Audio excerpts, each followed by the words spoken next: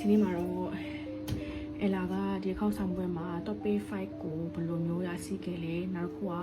ဘယ်ဆောင်လေးတွေကိုအဓိကထားပြီးတော့အလာလေးချင်းပြခဲ့လဲဆိုတာနဲ့ပတ်သက်ပြီးတော့အလာ share လုပ်ပေးခြင်းတဲ့အတွက်ကြောင့်မလို့ဒီဗီဒီယိုလေးလောလောတာဖြစ်ပါတယ်အဲ့တော့ topic တွေပြင်ဆင်မယ်ဆိုလို့ရှိရင်အလာတို့ပထမဆုံးအနေနဲ့မရှိမဖြစ်မနေတာရမယ့်စာအုပ်နှစ်အုပ်ရှိပါတယ်အဲ့စာအုပ်ကတော့ဒီစာအုပ်နှစ်အုပ်ပေါ့နော်ဒီဆောင်အုပ်ပါအဲ့ဒီဆောင်အုပ်ကတော့ဒါ topic ဖြေပြီးတော့ပြင်ဆင်နေတဲ့သူတွေအားလုံးနေပါသိကြရပေါ့နော်ဒီ hacker recipe ဆိုတဲ့ topic ဒီဆောင်အုပ်ပေါ့နော်ဒီဆောင်အုပ်ကတော့မနိုင်ပြောရင်တကယ်ကိုလုံးဝကိုင်ပြင်းတဲ့ဆောင်အုပ်ပါပေါ့နော်အဲ့တော့ဆောင်အုပ်ကြီးကဘယ်လိုမျိုးလဲဆိုတော့ပထမဆုံးနေဒီဆောင်အထူလေးကိုအရှင်းရှင်းပြမယ်ပေါ့နော်ဒီဆောင်အထူလေးကကြတော့သူကပြောမယ်ဆိုလို့ရှိရင်လာတော့ဒီမေကုန်းနေဖြေတဲ့အခါမှာ1 to 50ကိုသူကအားလုံးကို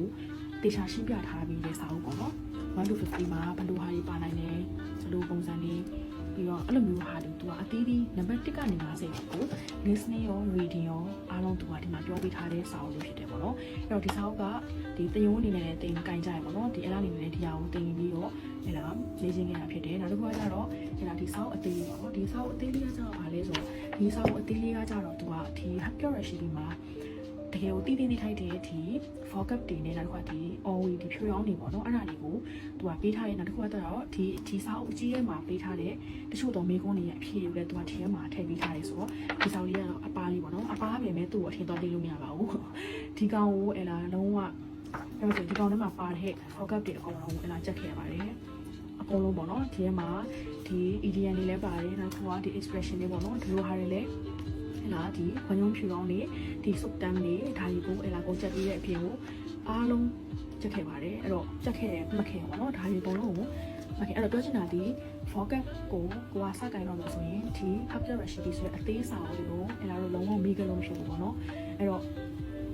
focus တကယ်ကိုင်းမယ်ဆိုလို့ရှိရင် focus ကတော့များကိုင်းပြီးပို့အတွက်ပို့ပြီးတော့ focus ကျွေဝါလေမေကုန်းဖြေရတဲ့အခါမှာကိုကပို့ပြီးတော့စဉ်းစားရတဲ့နယ်ပယ်ကျဲတဲ့အတွက်ကြောင့်မို့အဖြေမှန်ကိုပို့ပြီးတော့ယူနိုင်လေလို့အဲ့လာတော့ထင်ပါတယ်အဲ့တော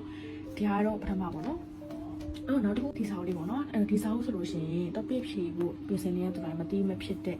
မရှိမဖြစ်လို့ပြောရမှာပေါ့နော်ဒီစာအုပ်ကိုတော့တော်တော်များများသိပါတယ်အဲ့တော့ဒီစာအုပ်ဆိုလို့ရှိရင်သူက topic ကို2300ဆိုတဲ့အတိုင်းပဲအများကြီးပါတယ်ပေါ့နော်အဲ့တော့အလားအနေနဲ့ဒါတွေအကုန်လုံးပြီးခဲ့လားဆိုတော့မပြီးခဲ့ပါဘူးအခုဒီမှာကြည့်မယ်ဆိုရင်တော့မှအလားအနေနဲ့အလားဒီလောက်လေးပဲအလားပြီးခဲ့တာပေါ့နော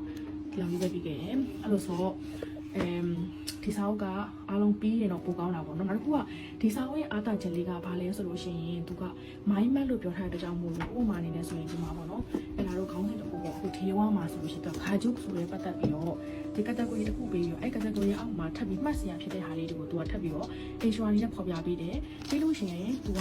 pocket တွေကိုလုံပြီးတော့မှတ်မိလို့ဆိုတဲ့သူတွေအတွက်လည်းသူကနောက်လေးမှာလေးရှင်းမှန်းလေးသူကထပ်ထားပေးတယ်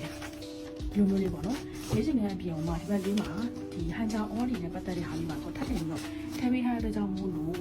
တော်တော်လေးကိုအဲ့ဒါနေနဲ့မှတ်ရတာအဆင်ပြေခဲ့တယ်ပေါ့နော်ဒီစာအုပ်လေးကအကုန်လုံးကမပေးရတော့သူစာအုပ်ကိုကြည့်ပြီးတော့မလုပ်ဖြစ်တော့တာပေါ့နော်အမေရောတော့ဘလုံးအနေနဲ့ဒီစာအုပ်ကိုအကုန်လုံးပြီးသွားရဆိုရင်တော့ပို့ပြီးတော့အကောင်းဆုံးပေါ့နော်အဲ့တော့နောက်တစ်ခုအနေနဲ့ကျတော့လည်းကဖရားလေးကိုပြောချင်လဲဆိုတော့နောက်ထပ်အလားတစ်ခုသုံးနေတာတော့သူကဒီလိုမျိုးအပြင်မှာအလားဆောင်းမရှိဘူးပေါ့နော်အဲ့တော့ PDF file နဲ့ပဲလာသုံးပြခဲ့တယ်အဲ့ဆောင်းကဘာလဲဆိုလို့ရှိရင်ဒီဆောင်းပေါ့နော်ဒီဘင်းတို့ပြောဆိုတဲ့ဆောင်းလေးပါဒီဘင်းတို့ပြောဆိုတဲ့ဆောင်းလေးကကြတော့သူက topic စာမေးပွဲတွေတိုင်းမှာအများဆုံးဖော်ပြခဲ့တဲ့စကားလုံးတွေကိုသူကစုထားဖြစ်တဲ့အတွက်ကြောင့်မို့လို့အလောင်းအနေနဲ့ topic မှာပါတဲ့စကားလုံးတွေကိုပဲပို့ပြီးတော့ focus လုပ်ပြီးကြည့်ချင်တယ်ဆိုတဲ့ကျောင်းသားတွေအတွက်ဆိုရင်တော့ပို့ပြီးတော့အစီအပြေကိုက်နေတယ်တကယ်လည်းသုံးခဲ့ပါတယ်အဲ့ဆောင်းလေးကတကယ်ကိုလုံးဝတကယ်ကို100ပေါ့နော်လုံးဝ 100% အလားမ comment ပေးပါတယ်အဲ့ဆောင်းကြည်တာတော့တော်တော်အဆင်ပြေပါလိမ့်မယ်ပေါ့နော်ကျွန်တော်တို့အနေနဲ့နောက်တစ်ခုကကျတော့အလားအနေနဲ့နောက်ထပ် focus ပါဘယ်လိုလုပ်လဲဆိုတော့အလားဘာလုပ်လဲဆိုတော့မိကုန်းဟောင်းနေဖြေပေါ့နော်အလားမိကုန်းဟောင်းနေဖြေတဲ့အခါမှာမသိတဲ့စကားလုံးတွေပါရဲဆိုလို့ရှိရင်အဲ့ဒီမသိတဲ့စကားလုံးတွေကိုအလားအနေနဲ့ပြန်ပြီးတော့ထုတ်တယ်ပေါ့နော်အလား notes ပြန်ထုတ်တယ်ထုတ်ပြီးတော့အဲ့ဒါကိုပြန်ရှာတယ်ပြီးတော့ပြန်မှတ်တယ်ပြန်ချက်တယ်ဒါလိုမျိုးလုပ်ပြီးတော့အလားတောက်လျှောက်အဲ့လိုပုံစံနဲ့အလားချက်သွားပါပေါ့နော်အနေနဲ့အလားတို့ writing ပေါ့နော် writing ပြောတဲ့အခါမှာဆိုလို့ရှိရင်တော့အလားတို့ဒီစာအုပ်ပါပဲအဲ့တော့ဒီစာအုပ်ကလည်း sorry ပေါ့နော်ဒီ writing နဲ့ပတ်သက်ပြီးတော့ all about Korean topic writing ဆိုတဲ့အတိုင်းပဲ writing တကယ်ကောင်းချင်တယ် writing ကိုတေးချာနဲ့ကြက်မတ်မတ်လုပ်ချင်တယ်ဆိုလို့ရှိရင်စောင်းတင်အများကြီးကိုင်တာထက်အလားကတော့ဒီခရမ်းရောင်စာအုပ်လေးကိုအလားက recommend ပေးတယ်ဒီကောင်ဒီခုနဒီ hacker recipe လို့ပါပဲ သူကကြည့်ရမယ့်စကားလုံးတွေရောsorry ကြည့်ရမယ့်ဒီ expression ဖြူရောင်းတွေရောနောက်ကမှတ်ရမယ်ဆိုတဲ့ဟာတွေရောသူပတ်တန်တွေရောအားလုံးကိုဒီတအုပ်ထဲမှာတင်အလားတို့ကိုအကုန်ပြောပေးထားတဲ့ကြောင့်မို့လို့စောင်းတွေအများကြီးကံပြီးခေါင်းရှုံးအောင်မှထက်စားလို့ရှိရင်ဒီစောင်းတအုပ်ထဲကိုပဲအလားတို့လေ့ကျင့်ပြီးတော့လုပ်သွားလို့ရတယ်အဲ့တော့သင်တန်းကျောင်းတွေမှာလည်းအလားတို့ဒီစောင်းတွေကိုပဲတင်ပြီးတော့အလားနေလက်ထားကိုတင်ခဲ့တာပေါ့နော်တရှယ်တွေနဲ့တင်ခဲ့ပြီးတော့အလားထားကိုလေ့ကျင့်ခဲ့တာဖြစ်ပါတယ်အဲ့တော့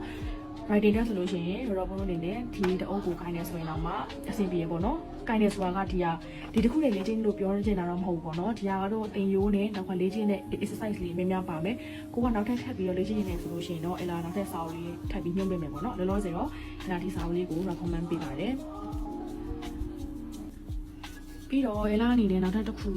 exercise ပေါ့နော်အဲ့တော့ရောဝုန်းလို့ကိုအလားကဘယ်လိုဟာလေးကိုထပ်ပြီး recommend ပေးခြင်းလဲဆိုတော့အလားခုပြထားတဲ့စာအုပ်ကလေးတွေပဲကာရရပြီလားဆိုတော့ရပြီလားဆိုတော့အလားကတော့ရပြီလို့တော့မပြောချင်ဘူးဘာလို့လဲဆိုတော့ဒီ topic စာမေးပွဲမှာကနောက်ထပ်တစ်ခုအထူးကဘာလဲဆိုလို့ရှိရင်တော့ practice ပဲပေါ့နော်ဒီ practice များများလုပ်လေအလားတို့ကဒီမိဘဟောင်းတွေများများဖြည့်လေဒီဆောင်းပွဲမိဘနဲ့ရင်းနှီးပြီးတော့အလားတို့ကဒီဆောင်းပွဲမှာကြောက်လည်းမရှိဘူးလေပေါ့နော်မိဘနဲ့ရင်းနှီးပြီးတော့ပို့ပြီးတော့ဖြည့်နိုင်တဲ့အနေထားပေါ့နော်ဒါကြောင့်မို့လို့အလားအနေနဲ့ပြောချင်တာကမိကုန်းဟောင်းများများဖြည့်ပါမိကုန်းဟောင်းကိုတက်နိုင်သမျှအများကြီးဖြည့်ပါပေါ့နော်အဲ့တော့မိကုန်းဟောင်းဖြည့်လို့ရတဲ့ website တွေလည်းအလားထပ်ပြီးတော့တင်ပေးပါမယ်အဲ့တော့ရတော်ဘုံအနေနဲ့မိကုန်းဟောင်းများများဖြည့်ရမယ်နောက်က focus များများသိထားရမယ်နောက်တစ်ခုကခုနပြောတဲ့စာအုပ်လေးတွေကိုအနေဆုံးစဉ်အနေဆုံးဆိုတာအခြေခံပေါ့နော် basically အနေနဲ့ကင်ထားနိုင်ရမယ်ပေါ့နော်